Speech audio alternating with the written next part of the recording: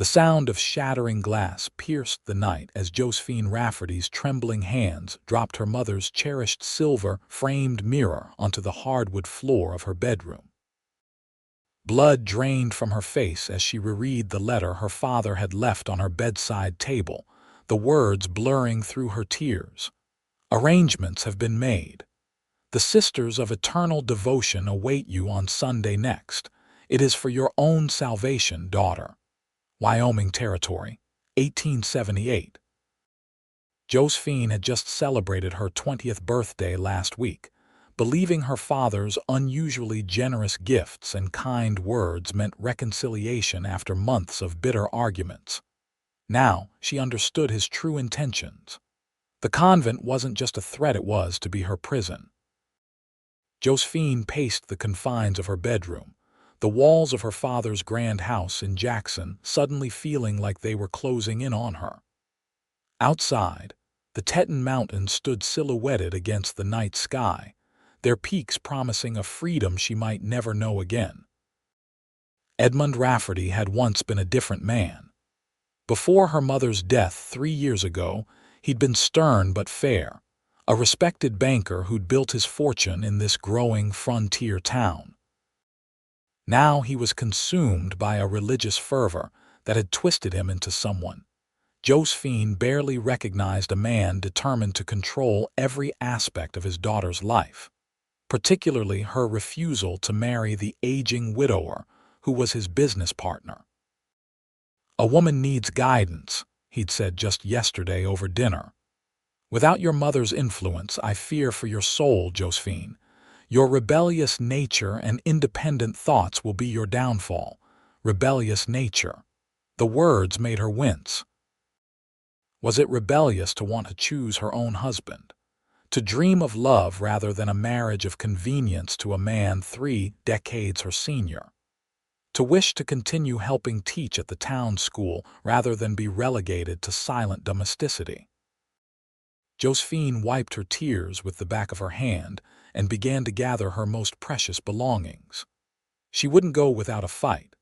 Dawn was still hours away, time enough to formulate a plan, perhaps reach out to her mother's old friend Mrs. Harrigan, who lived on the edge of town. The floorboard outside her bedroom creaked. Josephine froze, clutching a small leather-bound journal to her chest. "Josephine, are you still awake?" Her father's voice, uncharacteristically gentle. "A trap." "Yes, father, just reading before bed." The lie came easily, born of necessity. "I trust you've read my letter." His voice hardened slightly. "It's for the best, daughter. You'll come to see that in time." "Yes, father," she replied, fighting to keep her voice steady. "We leave at first light. Pack only what is appropriate for your new life." His footsteps retreated down the hall, followed by the decisive click of his bedroom door closing. First light. Her heart hammered in her chest. She had even less time than she'd thought. Josephine resumed her packing with renewed urgency, selecting only the most practical items: a change of clothes, her mother's locket, the meager savings she'd managed to hide away from her teaching wages. As she worked, her mind raced through options. The stagecoach didn't run until midday tomorrow. Mrs. Harrigan's house was nearly 3 miles away, too far to walk in the dead of night, with her father likely to discover her missing before she arrived.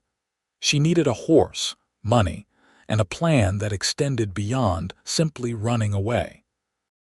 The distant sound of horses approaching drew her to the window. Through the thin curtains, she could make out a group of riders passing by on the main road. Cowboys, likely heading to one of the local saloons after a long day's work. Her father despised the cowboys who worked the surrounding ranches, calling them godless drifters, despite the fact that their labor was the backbone of Wyoming's economy. Josephine watched them pass, an idea forming. Cowboys knew the land better than anyone. They could navigate without roads, live off the country, if she could convince one of them to help her. It was a desperate plan, born of desperate circumstances. Yet as she watched the last rider disappear around the bend, Josephine felt a flutter of hope. These men valued freedom above all else. Surely one would understand her plight. With trembling hands, she finished her preparations, sliding her small bundle of belongings under her bed. She would wait until her father was asleep, then make her way to town. The saloons would still be busy at this hour. She would find help or fail trying. Josephine knelt beside her bed and closed her eyes, not in prayer as her father would have expected, but in determination. "I will not be buried alive," she whispered to herself, "not while there's still breath in my body." 2 hours later, Josephine eased open her bedroom window, wincing at the slight creak of the frame. The cool night air kissed her flushed face as she carefully maneuvered her skirts through the opening. Her heart thundered so loudly in her ears she was certain it would wake her father, but the house remained silent. The climb down was treacherous. The ornate latticework that had seemed so decorative in daylight proved precarious under her weight. 1 foot, then the other, she descended carefully until her boots touched the soft earth below. Freedom, however temporary, sent a thrill through her veins. Josephine clutched her small bundle and kept to the shadows as she made her way toward town. Jackson was still awake despite the late hour, yellow lights spilling from the windows of saloons and the occasional burst of raucous laughter punctuating the night. She pulled her shawl tighter around her shoulders, aware of how improper her presence alone on these streets would appear. The Silver Dollar Saloon was the largest establishment in town, and tonight it seemed particularly busy.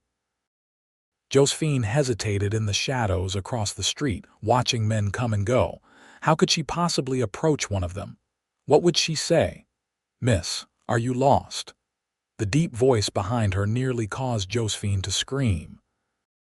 She spun around, coming face to face with a tall man leading a chestnut horse. In the dim light from the saloon windows, she could make out his features' strong jaw darkened with stubble, eyes that seemed to see straight through her pretenses. "I'm not lost," she managed, clutching her bundle tighter. "I'm looking for someone." The man studied her for a moment. "At this hour alone," his gaze sharpened. "You're Edmund Rafferty's daughter." It wasn't a question. Josephine stiffened, preparing to run, but something in his expression stopped her. There was no judgment there, merely observation. "I am," she admitted, "and I need help." He glanced around them before stepping closer, his voice lowering. "What kind of trouble are you in, Miss Rafferty?" "My father is sending me to the convent in Laramie, tomorrow at first light." The words tumbled out in a rush. "I don't have a calling. It's punishment because I refused to marry Mr. Hollister." Understanding dawned in the man's eyes. "Old Gerald Hollister. He's nearly 50 if he's a day." 53, Josephine confirmed bitterly. "Father says a woman needs guidance, and if I won't accept a husband of his choosing, then I'll have God as my bridegroom instead." The cowboy was silent for a long moment, and Josephine feared she'd misjudged him entirely. Perhaps he would march her straight back to her father's house. "My name is Owen Sullivan," he finally said, tipping his hat slightly. "I work at the Rockingham Ranch about 10 miles east of here." "Josephine Rafferty," she replied, though he clearly already knew who she was. "I know it's improper to approach a stranger like this, Mr. Sullivan, but I'm desperate. I need to get away from Jackson before dawn, and I have nowhere to go." Owen's gaze was measuring. "The convent in Laramie is run by the Sisters of Eternal Devotion, isn't it? Once those vows are taken, they're binding for life." Josephine nodded, relief flooding through her that he understood the gravity of her situation. "I'd rather take my chances anywhere else than be forced into a life I don't want." Owen glanced toward the saloon, then back at his horse. "I was just heading back to the ranch." He seemed to be weighing something in his mind. "Miss Rafferty, I can't in good conscience leave you here alone, and I won't take you back to your father if that's not your wish." Hope flared in Josephine's chest. "You'll help me. I can get you to the Rockingham tonight. The ranch owner's wife, Mrs. Miller, is a kind woman. She'll give you shelter while you figure out your next steps." He paused. "But you should know your father's a powerful man in these parts. He won't take your disappearance lightly." "I understand the risk," Josephine said firmly, "and I'm grateful for your help." Owen nodded once, his decision made. "We should go now. Your father has friends all over town who might notice you." He gestured to his horse. "Can you ride?" "Yes." "My mother insisted I learn, though father disapproved." A ghost of a smile touched Owen's lips. "Your mother sounds like she was a wise woman." He helped Josephine secure her bundle to the saddle, then offered his hand. "I'll walk alongside until we're clear of town, then we can both ride." "It'll be faster." Josephine hesitated only briefly before taking his hand and mounting the horse. The impropriety of her situation wasn't lost on her, but compared to a lifetime of unwanted vows, the risk to her reputation seemed a small price to pay. They moved quietly through the back streets of Jackson, avoiding the main thoroughfares where they might be spotted. Owen led the horse with confident steps, occasionally glancing back at Josephine with an expression she couldn't quite read. "How did you know who I was?" she asked softly as they reached the edge of town. Owen looked up at her. "Everyone knows the banker's daughter in a town this size, Miss Rafferty. Besides, you have your mother's eyes. I remember her kindness when I first came to Jackson 3 years ago. You knew my mother. She helped me find work when I arrived with nothing but my horse and the clothes on my back.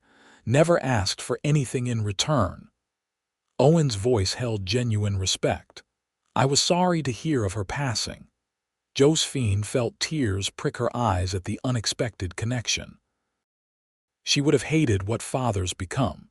She always believed in following one's heart. They fell silent as Owen mounted behind her, his presence solid and reassuring as they urged the horse into a trot, then a gallop once the town was behind them. The night air whipped past them, carrying with it the scent of sage and promise. For the first time in months, Josephine felt something like freedom. Dawn was breaking over the eastern mountains when they reached the Rockingham Ranch, the sky painted in delicate strokes of pink and gold. Josephine, exhausted from the night's journey and emotional turmoil, felt Owen's steady hand at her back as he helped her dismount. "Wait here," he said quietly, leading her to a bench outside the main house. "Let me speak to Mrs. Miller first." Josephine nodded, too tired to argue. The ranch was coming alive around her, men emerging from the bunkhouse, the distant lowing of cattle, chickens scratching in the yard. It was a world entirely different from her life in town, vibrant and purposeful in the early morning light. Owen returned a few minutes later with a stout woman in her 50s, her gray-streaked hair pulled back in a practical bun. Clara Miller's kind eyes assessed Josephine without judgment. "So you're Catherine Rafferty's girl," she said, her voice warm. "Owen's told me of your situation. Come inside, child. You look dead on your feet." The interior of the ranch house was modest but comfortable, filled with well-worn furniture and the enticing smell of coffee and baking bread.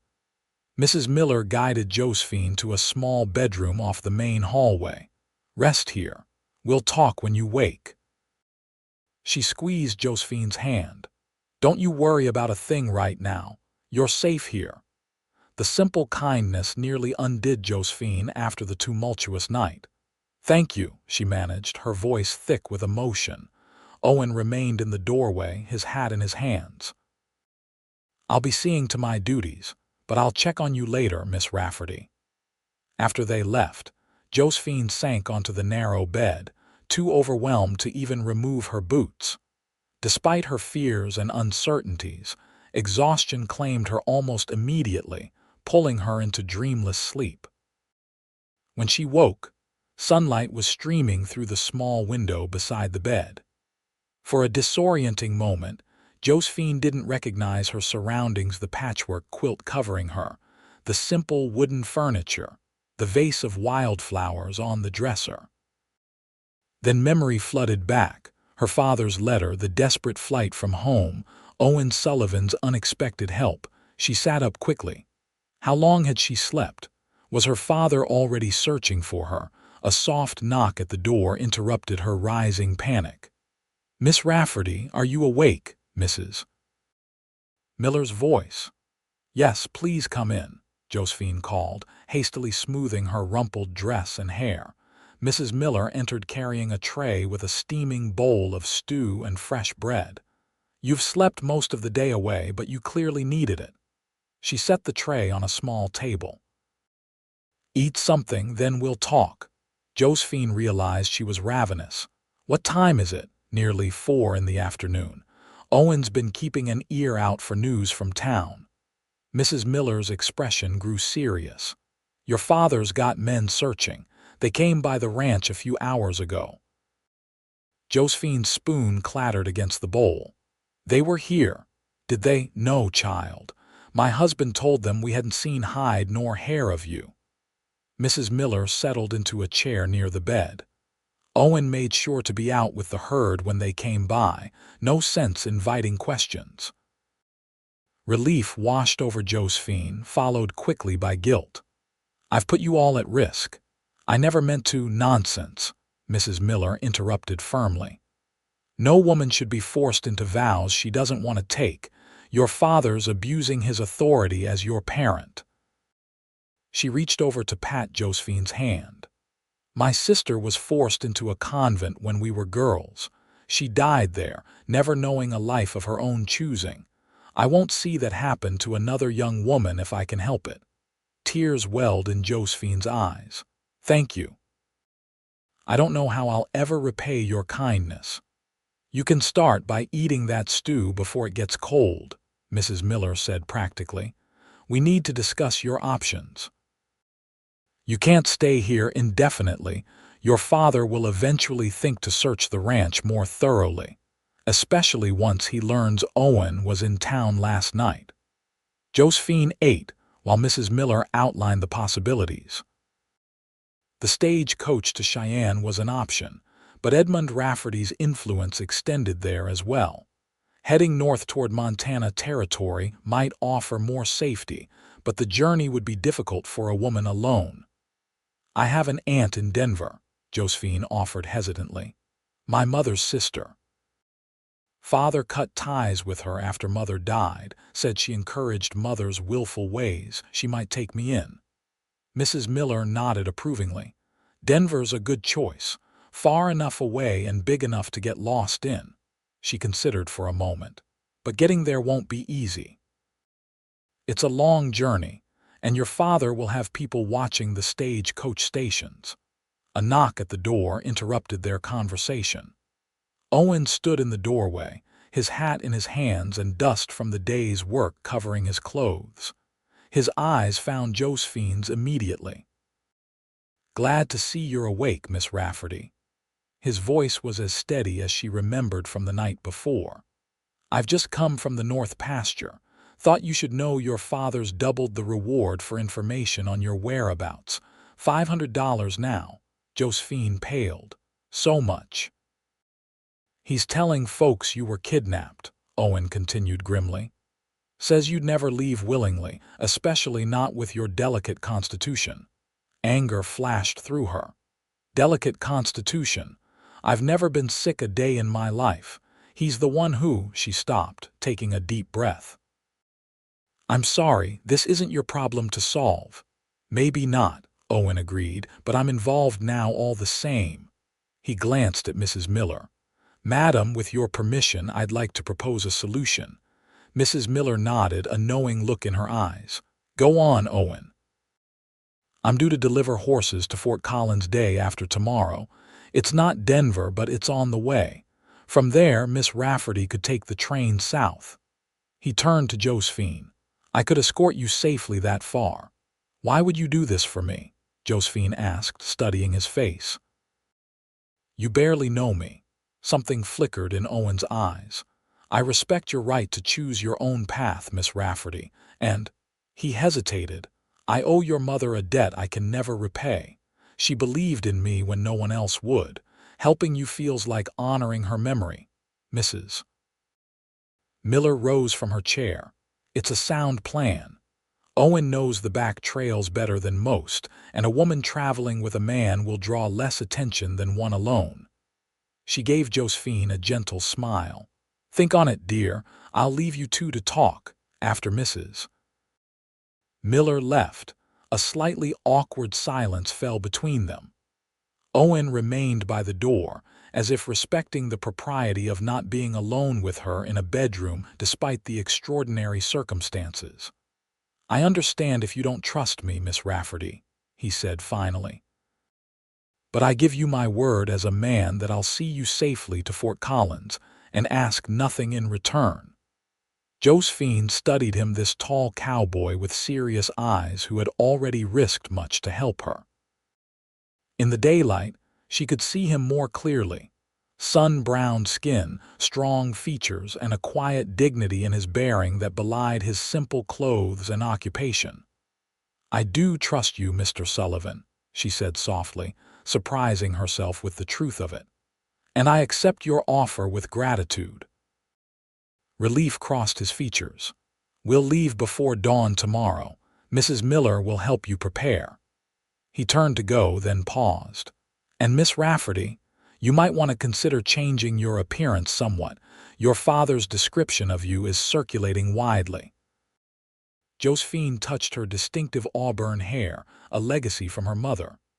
"Yes, I suppose that would be wise." After Owen left, Mrs. Miller returned with scissors and a pot of walnut dye.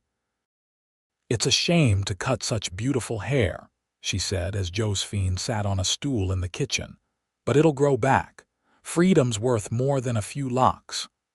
Josephine watched her hair fall to the floor, feeling strangely liberated as the weight of her long tresses disappeared. By the time Mrs. Miller finished, Josephine's hair was cropped to just below her ears and dyed a deep brown. "There," Mrs. Miller said, holding up a mirror. "Your own father might pass you on the street now." The face that looked back at Josephine was transformed, more mature somehow, with her eyes seeming larger and more pronounced without the frame of long hair. She looked like a different woman entirely. Perhaps she was becoming one. That evening, Josephine joined the Millers for dinner, wearing borrowed clothes more suitable for travel than her town dress. Owen and a few of the senior ranch hands ate with them, treating her with a respectful distance that nonetheless made her feel included. She learned that Owen had worked at the Rockingham for nearly 3 years, that he was well respected for his skill with horses, and that he rarely spoke of his life before coming to Wyoming. "He's a good man," John Miller told her quietly as they watched Owen across the room, discussing the route to Fort Collins with one of the other men. "Trustworthy. Don't know what trouble he left behind in Kansas, but whatever it was, it shaped him into someone who values honor above all else." Josephine nodded, wondering what kind of past Owen carried that had brought him to this place. She was learning that everyone had stories beneath their surfaces, just as she was more than merely the banker's daughter. Later, as she packed her few belongings and the additional supplies Mrs. Miller had provided, Josephine wrote 2 letters, one to her father, explaining her decision but not her whereabouts, the other to Mrs. Harrigan in town, asking her to look after the school children Josephine had taught. She sealed them both, knowing Mrs. Miller would ensure they were delivered after she was safely away. Sleep came fitfully that night, her dreams filled with twisting mountain trails and her father's angry voice. Josephine woke well before the knock on her door signaled it was time to leave. The ranch was still shrouded in darkness as Owen helped her mount a sturdy bay mare. "She's gentle but sure-footed," he explained, adjusting the stirrups. "Perfect for the mountain trails we'll be taking." Mrs. Miller pressed a package of food into Josephine's hands. "God go with you both," she said, embracing Josephine briefly. "Right when you're settled, let me know you're safe." "I will," Josephine promised. "I'll never forget your kindness." With a final wave, they rode away from the ranch, keeping to the shadows until they reached the foothills. Owen led them up a narrow trail that Josephine would never have noticed on her own, winding higher into the mountains as dawn began to light the eastern sky. "We'll keep to the high country today," Owen explained as they paused to rest the horses. "Your father will expect you to take the main road south. This route is longer but safer." Josephine nodded, taking in the breathtaking view of the valley below. From this height, Jackson looked tiny, the buildings mere dots in the vast landscape. How strange to think that just 2 days ago her whole world had been contained in that small town. "It's beautiful," she said softly. Owen smiled, the first real smile she'd seen from him. "That's why I came west. Nothing like this back in Kansas." "Do you miss it, Kansas?" A shadow crossed his face. "No, nothing there for me anymore." Josephine sensed there was more to the story but didn't press. Everyone had their secrets, their pains. She of all people understood the need for privacy. They traveled steadily through the day, stopping only briefly to rest the horses and eat. Owen proved to be a quiet but not unfriendly companion, pointing out landmarks and wildlife as they rode. Josephine found herself studying him when he wasn't looking the confident way he sat a horse, the careful attention he paid to their surroundings, the occasional softness in his eyes when he thought she wasn't watching. By late afternoon, clouds had gathered over the mountains, and the air grew heavy with the promise of rain. "There's an old trapper's cabin about an hour ahead," Owen said, glancing at the darkening sky. "We can shelter there for the night." The first fat drops of rain began to fall as they urged the horses forward, soon becoming a steady downpour that soaked through Josephine's borrowed jacket. By the time the small log cabin came into view, she was shivering despite the summer warmth. The cabin was rudimentary but sound, with a stone fireplace and a dirt floor swept clean by previous visitors. Owen quickly set about building a fire while Josephine unsaddled the horses under the small lean-to attached to the cabin. "You handle yourself well with horses for a banker's daughter," Owen observed as he helped her bring their supplies inside. Josephine smiled, wringing water from her short hair. "My mother believed a woman should be capable in all things. Father thought riding astride was unladylike, but she insisted I learn anyway." The memory brought both warmth and sadness. She'd be appalled at what he's become. "Grief changes people," Owen said quietly, building up the fire. "Not always for the better." "You sound like you speak from experience." He nodded but didn't elaborate, focusing instead on arranging their bedrolls on opposite sides of the small cabin. "You should change into dry clothes before you catch your death," he said, heading back toward the door. "I'll see to the horses properly and give you privacy." Alone in the cabin, Josephine quickly changed into her spare clothes, grateful for the growing warmth of the fire. The rain drummed steadily on the roof, creating a soothing rhythm that belied her uncertain circumstances. When Owen returned, his own clothes were drenched. Without thinking, Josephine handed him the blanket she'd been wrapping around her shoulders. "Your turn to change. I'll wait outside." "No need," he said, taking the blanket gratefully. "The rain's coming down in sheets now." "Just turn your back if you would, Miss Rafferty." Josephine did as he asked, busying herself with preparing their simple supper from Mrs. Miller's provisions. Behind her, she could hear the rustle of fabric as he changed into dry clothes. "All decent now," he said after a few moments. When she turned, she found him hanging his wet clothes near the fire, now dressed in a clean shirt and trousers. In the firelight, with his dark hair damp and his guard slightly lowered, he looked younger than she'd initially thought, perhaps only a few years older than her own 20 years.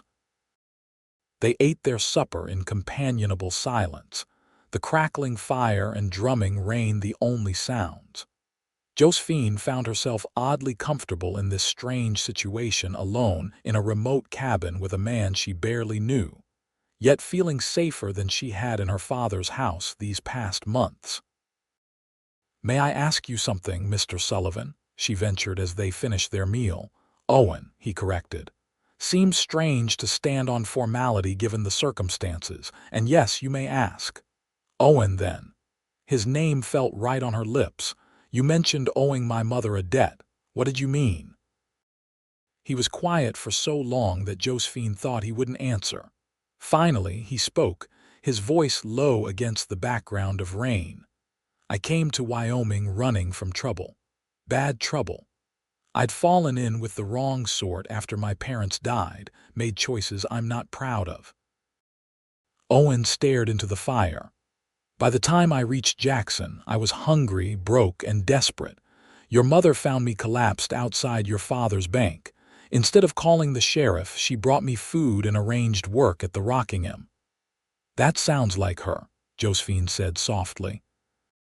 "She said everyone deserved a second chance."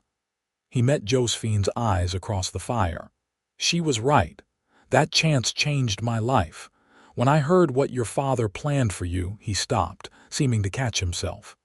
"Well, let's just say I couldn't stand by and do nothing." Josephine felt a strange warmth that had nothing to do with the fire. "Thank you for telling me. What about you?" Owen asked. "What will you do once you reach your aunt in Denver?" "I'm not entirely sure," she admitted. "I was teaching at the school in Jackson. Perhaps I could find similar work in Denver." She smiled wryly. "I have few practical skills beyond reading, writing, and basic mathematics." "Don't sell yourself short," Owen said. "You've shown more courage in the past day than most show in a lifetime. That counts for something." His words stirred something in Josephine's heart, a feeling of being truly seen for perhaps the first time in her life. Not as Edmund Rafferty's daughter or a potential bride or teacher, but simply as herself. The rain continued through the night, a constant patter on the cabin roof. Josephine slept fitfully, acutely aware of Owen's presence across the small space. Not from fear, but from a growing awareness of him as a man rather than merely her rescuer. His quiet strength, his respect for her choices, the sadness that sometimes shadowed his eyes, all of it drew her in ways she hadn't expected. Morning brought clearing skies and renewed determination to reach Fort Collins.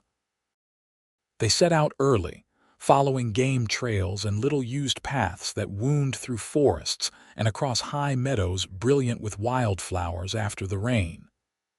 "We're making good time," Owen commented as they stopped to rest the horses near midday. "Should reach Fort Collins by tomorrow afternoon if the weather holds."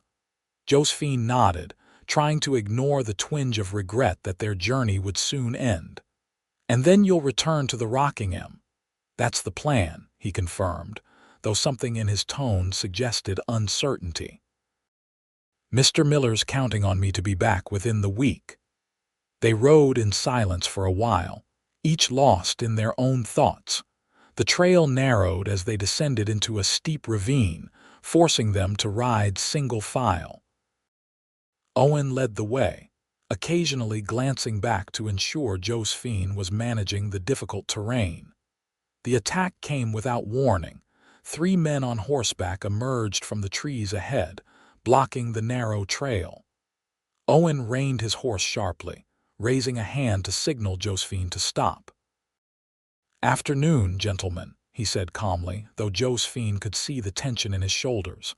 "Something we can help you with," the leader of the group, a heavy-set man with a scraggly beard, smiled unpleasantly. "Might be. We're looking for a girl. Red hair, green eyes. Banker's daughter from Jackson. There's a reward." Josephine's heart hammered in her chest. With her cropped, dyed hair and plain clothes, she prayed they wouldn't recognize her.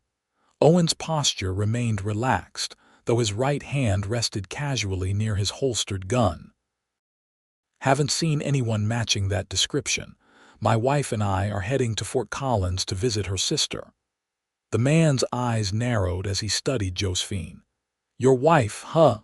Mighty convenient." He spat on the ground. "Word is the girl ran off with a cowboy from the Rockingham Ranch." "Wouldn't happen to work there, would you?" "Worked a season there last year," Owen said smoothly. "Moved on to the Triple R near Laramie after that, but like I said, haven't seen any banker's daughter." The second man, younger and more fidgety, leaned toward his companion. "Don't look like her anyway, Pete," the poster said, red hair. Pete wasn't so easily convinced. Heard she might have disguised herself. His hand moved to his own weapon. $500 is a lot of money, worth making sure. Josephine felt cold fear grip her spine. These weren't lawmen, just opportunists hoping to claim her father's reward. She doubted they'd be gentle in delivering her back to Jackson. "My wife and I are on a schedule," Owen said, his voice hardening slightly. "I'd appreciate it if you'd let us pass." "Your wife ain't wearing a ring," the third man observed, speaking for the first time. "Bit strange, that." Owen sighed, as if merely inconvenienced rather than threatened. "Gentlemen, I don't want trouble, but if you're looking to start some—" His coat fell open slightly, revealing not just his holstered revolver, but a second gun tucked into his belt. A tense silence stretched between them. Josephine held her breath, aware that the situation could explode into violence at any moment. Finally, Pete raised his hands in a gesture of surrender that didn't reach his eyes. "No trouble, just doing our civic duty, looking for a missing girl." He jerked his head, signaling his companions to move aside. "You and your wife enjoy Fort Collins." Owen nudged his horse forward cautiously, motioning for Josephine to follow close behind. She could feel the men's eyes boring into her back as they passed, every muscle in her body taut with fear. They maintained a steady pace until the men were well out of sight. Then Owen abruptly turned off the trail, leading them up a steep incline through dense underbrush. "They'll be following," he explained tersely. "We need to lose them." For the next several hours, they pushed hard through rough country, crossing streams, doubling back, and using every trick Owen knew to confuse their trail. By nightfall, Josephine was exhausted, her body aching from the punishing ride. "We can't risk a fire tonight," Owen said as they made camp in a small clearing well hidden from the main trail. "Those men are still out there, and there may be others."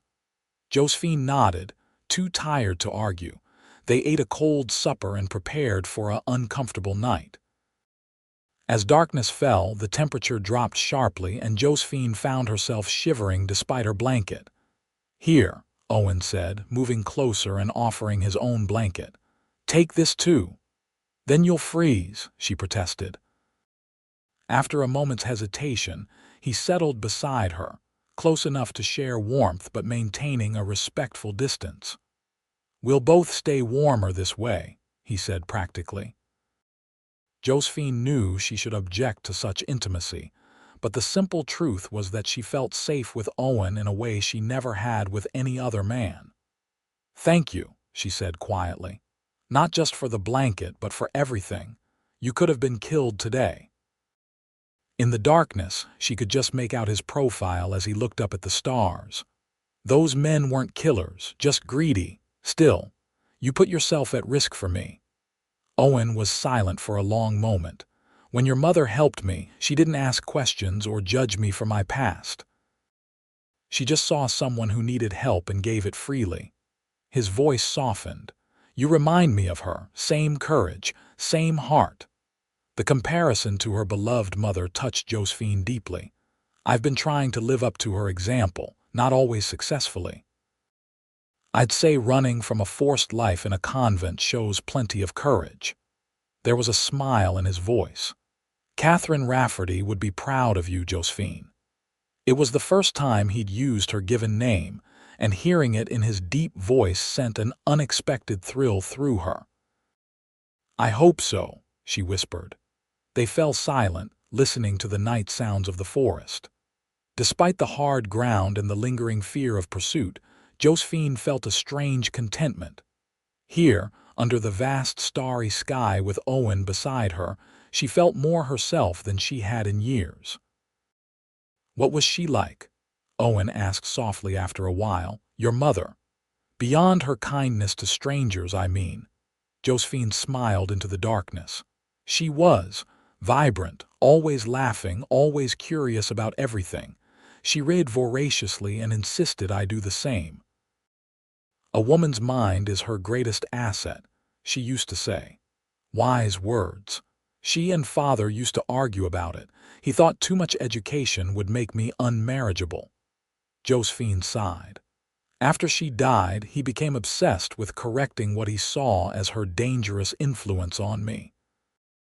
And when you wouldn't be corrected, the convent became his solution. If you won't obey a husband, you'll obey God, she quoted bitterly. Owen's hand found hers in the darkness, a brief, reassuring touch.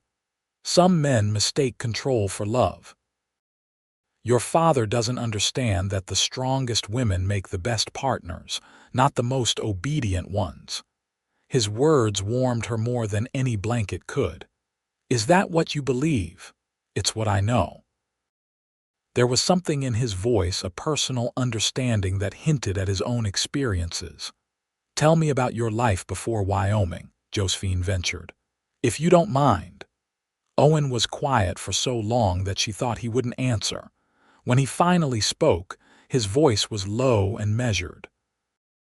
I grew up on a small farm in Kansas. My parents worked themselves to the bone trying to make it prosper, but the land was poor and the weather unforgiving. When I was 19, they both took sick during a harsh winter. Pneumonia. She heard him swallow hard. I couldn't save them. I'm so sorry, Josephine murmured. After they died, I fell in with a rough crowd, men who seemed to offer an easier path than breaking my back on that worthless farm. His voice hardened.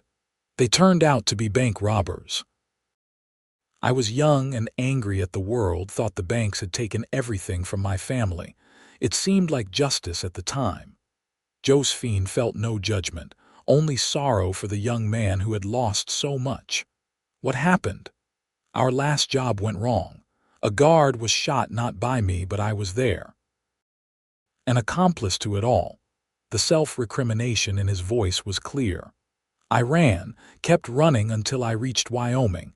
Your mother found me at my lowest point, half dead from exhaustion and hunger, and gave you a second chance, Josephine finished softly. Yes. He turned to look at her, his eyes reflecting the starlight. I've spent every day since trying to be worthy of it, to be a man of honor, even if no one else ever knew why it mattered so much to me. In that moment, Josephine understood Owen Sullivan more clearly than perhaps anyone ever had. A man running from his past, seeking redemption through quiet acts of decency. Helping her wasn't just about repaying a debt to her mother, it was part of his own journey toward becoming the man he wanted to be. Thank you for trusting me with your story, she said. I've never told anyone before. His admission hung in the air between them, significant in its vulnerability. Sleep eventually claimed them both, huddled together against the mountain chill. When Josephine woke with the dawn, she found herself curled against Owen's chest, his arm protectively around her shoulders. For a brief, peaceful moment, she remained there, listening to the steady beat of his heart before propriety reasserted itself, and she gently moved away. They broke camp quickly and continued their journey, more cautious now after yesterday's encounter. Owen led them on an even more circuitous route, adding miles but increasing their safety. By mid-afternoon, They reached a ridge overlooking a wide valley. In the distance, Josephine could make out the buildings of Fort Collins nestled along the Cache la Powder River. "We made it," she breathed, a complex mixture of relief and regret washing over her. Owen nodded, his expression unreadable. "We'll wait until dusk to approach the town. Less chance of being noticed that way." As they waited for nightfall, sitting side by side on the ridge, Josephine found herself struggling with unexpected emotions.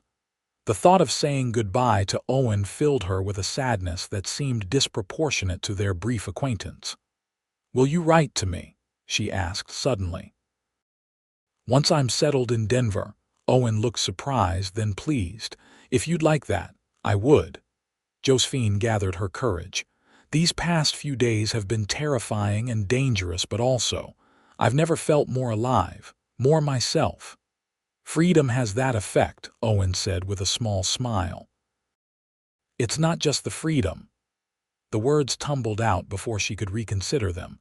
"It's you, Owen, your company, your respect, your—" She faltered, unsure how to express the connection she felt. Owen's eyes softened as he looked at her. Josephine, whatever he might have said, was interrupted by the distant sound of horses approaching.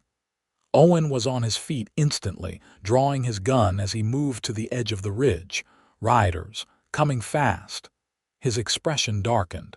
"And they're wearing badges." Josephine's heart sank. "The sheriff. From the direction they're coming, I'd guess Fort Collins lawmen." Owen holstered his weapon, his mind clearly working quickly. "Your father must have telegraphed ahead." "What do we do?" Owen took her hand, his decision made. "We split up. You take the bay and head straight for town. Find the train station and buy a ticket to Denver on the evening train. I'll lead them away, make them think you went north instead." "No," Josephine protested. "They'll arrest you. Better me than you." His voice was firm. "I can handle myself with the law. But if they discover who you are, your past, it doesn't matter." Owen gripped her shoulders gently. "What matters is getting you safely to Denver, away from your father's reach." Tears blurred Josephine's vision. "I can't let you sacrifice yourself for me." Owen's expression softened, and he raised a hand to gently touch her cheek. "Josephine Rafferty, meeting you has been the best thing that's happened to me in a very long time. Let me do this, please." Before she could respond, he leaned down and kissed her, a brief, tender meeting of lips that nonetheless sent warmth coursing through her entire body. When he pulled away, his eyes were filled with emotions too complex to name. "Go," he said softly. "Find your freedom. Live the life you choose." With one last look, Owen mounted his horse and rode away, deliberately making enough noise to attract attention. Josephine watched him go, her heart torn between following his plan and following him. In the end, practicality won. She mounted the bay mare and headed toward Fort Collins, taking a different route than Owen had. Tears streamed down her face as she rode, worry for him mingling with the lingering sensation of his kiss. The town was bustling when she arrived, the streets filled with people going about their evening business. Keeping her head down, Josephine made her way to the train station and purchased a ticket for the 8 o'clock train to Denver, using some of the money Mrs. Miller had pressed upon her. As she waited on the platform, every approaching footstep made her tense, expecting her father's men or local lawmen to appear. But the minutes ticked by without incident, and eventually the train pulled into the station with a screech of brakes and billowing steam. Josephine boarded with the other passengers, finding a seat by the window where she could watch for any sign of Owen. The train whistle sounded, warning of imminent departure. Still no sign of him. Just as the train began to move, Josephine spotted a figure running toward the station, tall, broad-shouldered, unmistakably Owen. Her heart leapt as he sprinted alongside the slowly accelerating train, reaching for the handrail of the last car. With a powerful jump, he swung himself aboard just as the train picked up speed. Josephine sat frozen in disbelief, afraid to hope. Minutes later, the door to her car opened and Owen stood there, breathing hard, his clothes dusty but his smile triumphant. "You came," Josephine whispered as he took the seat beside her. "Couldn't let you face Denver alone." He took her hand in his larger one. "Besides, I've been thinking it might be time for a change of scenery myself. But the Rockingham, your job, John Miller will understand." Owen's expression grew serious. "Josephine, I know this is sudden. We've known each other only days. But in those days I've come to care for you in ways I never expected. If you'll allow it, I'd like to court you properly once we reach Denver." Joy bubbled up within her, bright and unexpected. "I'd like that very much." "I can't offer you wealth or position," he warned. "Just an honest life and my promise to always respect your choices." Josephine squeezed his hand, happiness making her bold. "That's worth more than all my father's bank vaults combined." As the train carried them south toward Denver, and a future neither could have imagined days before, Josephine rested her head against Owen's shoulder. Outside the window, the vast landscape of the Colorado Territory stretched to the horizon, a canvas of possibilities as boundless as her newly claimed freedom. "Tell me about your aunt," Owen said. "Do you think she'll welcome us?" "Aunt Alina?" "Absolutely.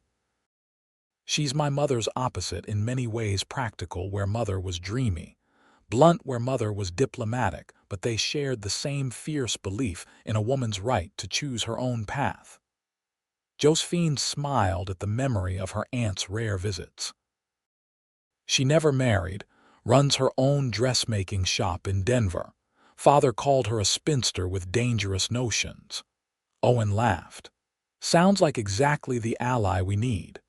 The journey to Denver took them through the night, the rhythmic clacking of the train wheels lulling many passengers to sleep.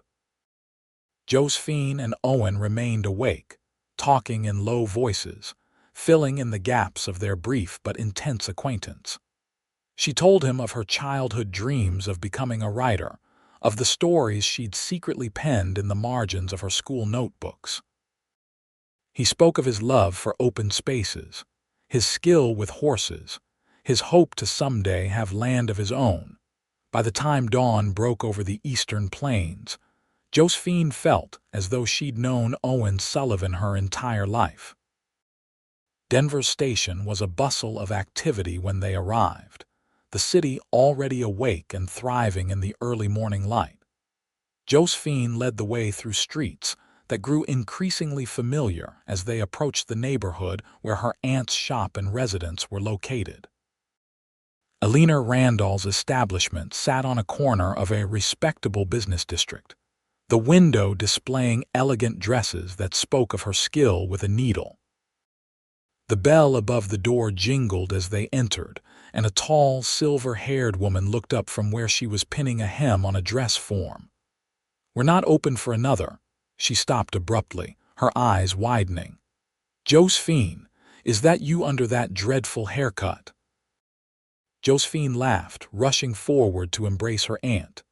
"It's me, Aunt Alina, I've come. Well, I've run away, to be truthful."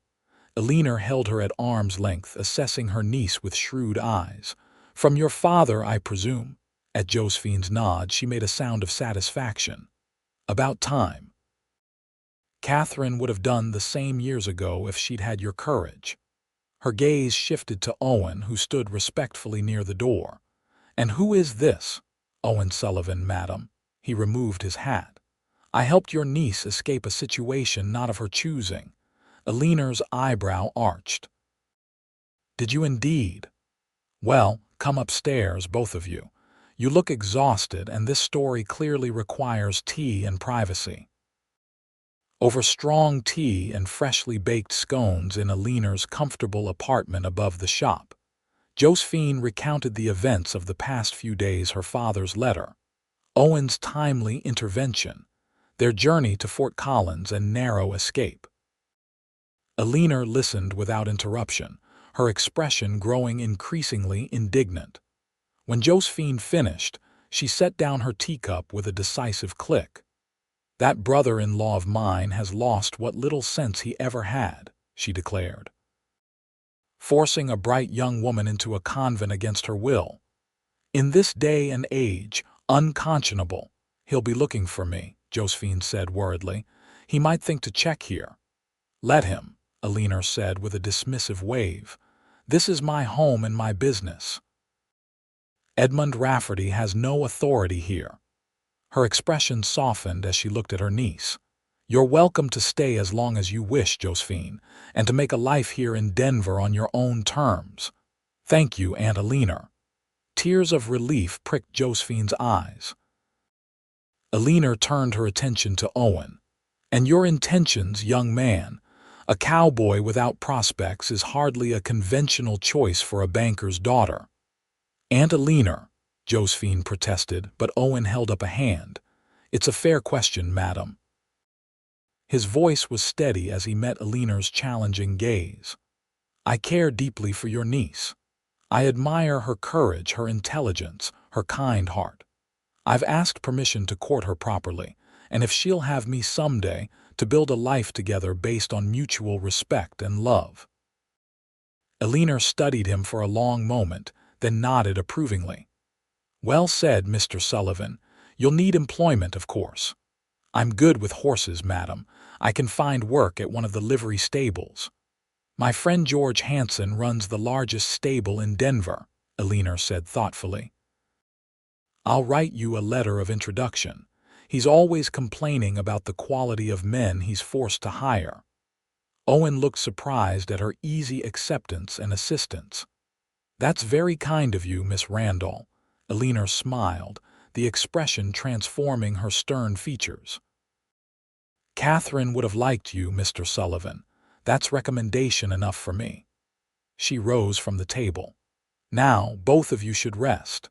Josephine can take the spare bedroom, and Mr. Sullivan, I'll arrange lodgings for you at the boarding house down the street." In the days that followed, Josephine and Owen settled into life in Denver. True to her word, Alina introduced Owen to George Hanson, who hired him on the spot after seeing his way with horses. Josephine began assisting in her aunt's shop, discovering an unexpected talent for design that complemented Alina's exceptional tailoring skills. Word eventually reached them that Edmund Rafferty had indeed come to Denver searching for his daughter, but faced with Alina's formidable presence and the clear evidence of Josephine's happiness, he had ultimately returned to Jackson empty-handed. "He left a letter for you," Alina told Josephine one evening, producing an envelope from her pocket. "I told him I'd give it to you only if you wished to read it." Josephine hesitated, then took the letter. Her father's handwriting was as precise as ever, the words carefully chosen. "Josephine, I acted out of concern for your immortal soul and future security. I still believe a life dedicated to God would have protected you from worldly disappointments. However, your mother's sister assures me you are well and establishing yourself respectably in Denver. If this is truly the path you choose, I will not pursue the matter further. Your position at the bank remains open should you reconsider. Your father, Edmund Rafferty." No apology, no admission that he might have been wrong, yet in his own way, it was a concession. Josephine showed the letter to Owen that evening as they walked through the city park, a chaperoned outing that satisfied both propriety and Alina's protective instincts. "He's letting go," Owen observed after reading it, "in his own stubborn way." Josephine nodded, feeling a weight lift from her shoulders. "It's more than I expected. I don't need his blessing, but I'm glad he's not still trying to force me back." Owen took her hand, a liberty now permitted during their officially sanctioned courtship. "What will you do? About the bank position, I mean." "Nothing," Josephine said firmly. "My place is here now." She smiled up at him. "With Aunt Alina, with the shop, with you. The months passed swiftly. Autumn painted Denver in gold and crimson, giving way to a winter milder than Wyoming's harsh mountain cold. Owen proved himself invaluable at Hanson's livery, his expertise with horses earning him a promotion to assistant manager by early spring. Josephine's design work attracted new customers to Alina's shop, and she began teaching reading and writing to the children of Denver's working poor 2 evenings a week. Their courtship progressed with a natural ease that surprised them both.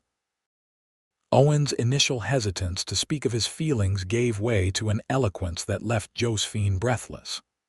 Her own reserved nature, shaped by years under her father's critical eye, blossomed into confident affection under Owen's steadfast regard. By late spring, as the mountains shed their snow and wildflowers carpeted the foothills, Owen asked Josephine to marry him. Not in a grand gesture, but during a quiet moment as they watched the sunset from a hill overlooking the city, Alina discreetly reading on a bench some distance away. "I've loved you since that night in the trapper's cabin," he confessed, holding both her hands in his. "When you spoke of your mother with such love, when you trusted me with your fears, I knew then that I wanted to spend my life with you if you'd have me." Tears of joy filled Josephine's eyes. "Yes," she said simply. "With all my heart, yes." They were married in June 1879, a small ceremony in Denver's Episcopal Church with Alina giving the bride away. Mrs. Miller made the journey from Wyoming to attend, bringing news that John and the hands at the Rocking M wished them well. "And your father?" Mrs. Miller asked gently as she helped Josephine prepare for the ceremony. "I sent him an invitation," Josephine said, smoothing the simple but elegant wedding dress Alina had created. "He didn't respond." Mrs. Miller squeezed her hand. "His loss, my dear. You look beautiful, and Owen is a good man. Catherine would be so proud of you both." The ceremony was brief but heartfelt, the couple exchanging vows they had written themselves. Owen promised to honor Josephine's independence even as they joined their lives together. Josephine vowed to support Owen's dreams as he had supported hers. Their kiss, witnessed by their small circle of friends, sealed a partnership founded on mutual respect as much as love. That evening, at the modest reception in Alina's shop, a messenger arrived with a package from Jackson. Inside was a silver picture frame containing a portrait of Josephine's mother, along with a brief note in Edmund Rafferty's hand, "For your new home. She would have wanted you to have this." Father Josephine's hands trembled as she showed the gift to Owen. "It's his way of giving his blessing," she said softly. Owen nodded, understanding the significance of the gesture. "Perhaps someday he'll be ready to meet us in person." "Perhaps," Josephine agreed. "But even if he doesn't, I have everything I need right here." Their life together began in a small but comfortable house on the outskirts of Denver, purchased with their combined savings and a generous wedding gift from Alina. Owen continued his work at the livery, eventually becoming a partner in the business when George Hanson decided to semi-retire. Josephine divided her time between teaching, designing for her aunt's shop, and writing stories that began to find publication in ladies' magazines. In the spring of 1880, Josephine received a letter from her father requesting a visit. With trepidation but hope, she and Owen traveled to Jackson, finding Edmund Rafferty much changed, still reserved and proper, but humbled by illness and time. "I was wrong," he told them as they sat in the parlor where Josephine had spent so many confining hours. "Your mother would never have forgiven me for what I tried to do." He looked at Owen with newfound respect. "You've given my daughter the life Catherine would have wanted for her. I thank you for that." The reconciliation was tentative but real. When they returned to Denver, it was with an agreement that Edmund would visit them the following summer, an invitation he accepted with careful gratitude. That summer also brought the news that Josephine was expecting their first child. Eleanor, now semi-retired herself and living in rooms attached to their home, was ecstatic at the prospect of becoming a great aunt. "A new generation," she declared, "raised by parents who understand the value of freedom and choice. What a gift that will be." Their son, William Edmund Sullivan, was born in the winter of 1881, his tiny face bearing traces of both parents. As Josephine held him in her arms, Owen beside her, she marveled at the journey that had brought them to this moment. "From a desperate escape to this," she murmured, looking up at her husband with love. "I never imagined such happiness was possible." Owen kissed her forehead gently. "You chose your own path, Josephine. All I did was help you find the way." "You did far more than that," she corrected softly. "You showed me that love doesn't control or confine. It liberates." As evening fell over Denver, snow gently blanketing the city in pristine white, the small family gathered in the warmth of their home. Outside, the west stretched vast and promising, a landscape of possibility they had claimed as their own. Inside, the love they had found against all odds created a different kind of freedom, the freedom to be fully themselves, together. Over the years that followed, their family grew with the addition of a daughter, Catherine Eleanor, born in the summer of 1883.